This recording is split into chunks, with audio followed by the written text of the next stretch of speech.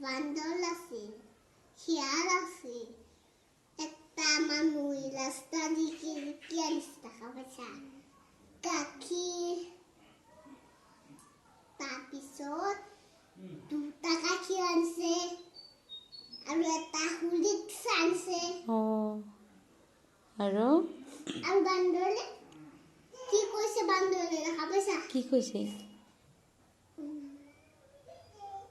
গছৰ পিছত লুকাই থাকিম বুলি কৈছে নেকি?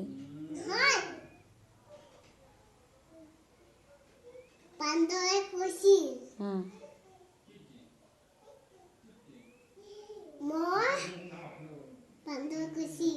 মই খক দিম আৰু সুখী তুমি কি দিবা?